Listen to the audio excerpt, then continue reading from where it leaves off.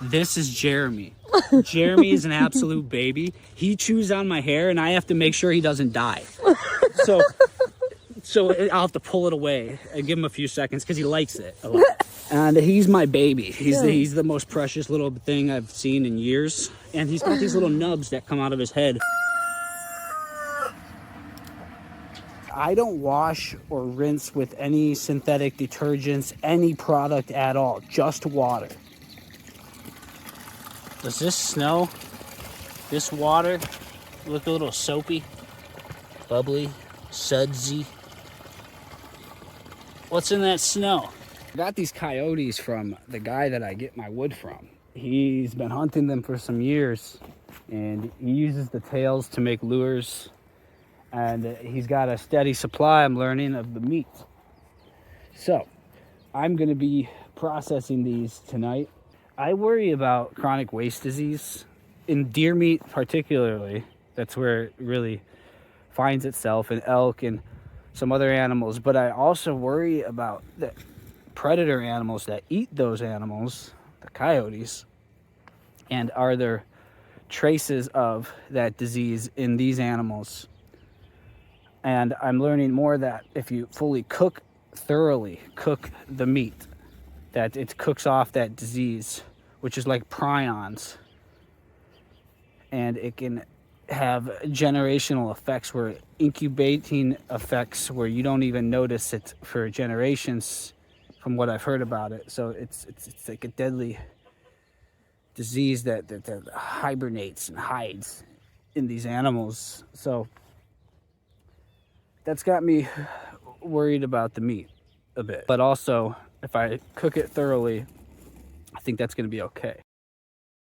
This is a pot I cooked for about 16 hours on the wood burning stove. It's got in it is pieces of this coyote that I got, 2 coyotes, and I'm rendering it down, getting all the fat off the bones, a lot of the meat that I'm not picking off. I'm picking off just specific pieces for me to eat, and the rest I'm feeding to the animals. I'm cooking it down. Wild game, I want to make sure it's completely cooked.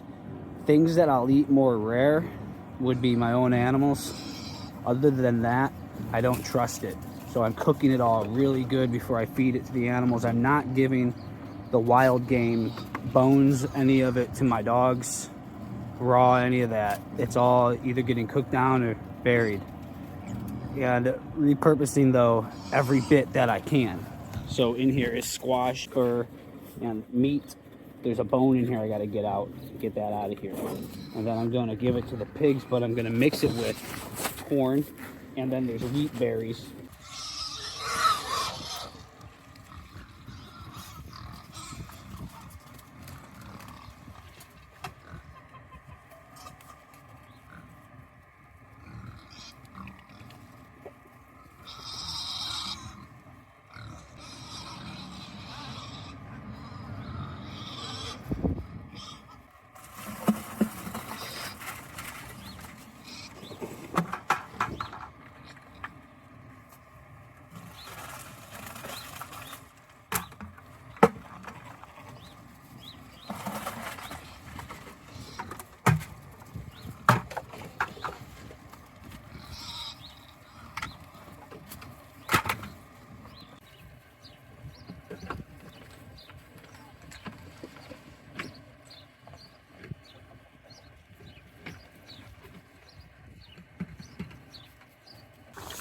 So now it's like a meaty broth, so it's incredible.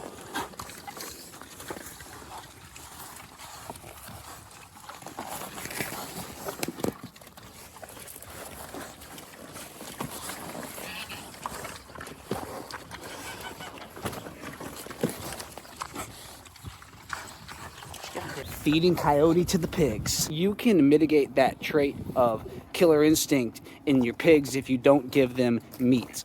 This is something my neighbor and I were talking about yesterday. She has pigs. I'm gonna be giving them meat because that's a really good resource that's right here in the wild, is wild game as well as my own meats.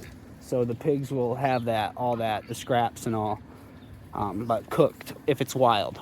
cooked really good and no bones. This barrel I'm gonna cut in half and make 2 troughs out of it. On the top end, it has the openings, which will be good for drainage holes. Figure if I need to clean them, I'll build 2 stands so I have 2 big troughs, and I can kind of tip the stand to get dirty water out of it, and I'll design it so it's easy to do. Get another 55, maybe even a couple more of these, and get them cut and build troughs just the same, so there is that many of them, and I can put at least a couple of them inside for each enclosure, and that'll give at least a few days worth of water between 2 troughs at this stage. Got snow rolling in, big snowstorm here, which might bring in a foot or more. We've got a little bit of snow out here. What are you doing, Snow Dog? Oh, oh boy, look at all this snow. Wow, yeah, that's a little bit. It's not exactly a foot or more. Maybe it's 6 inches, and it's pretty cool. So we've got it just about all over the place out here.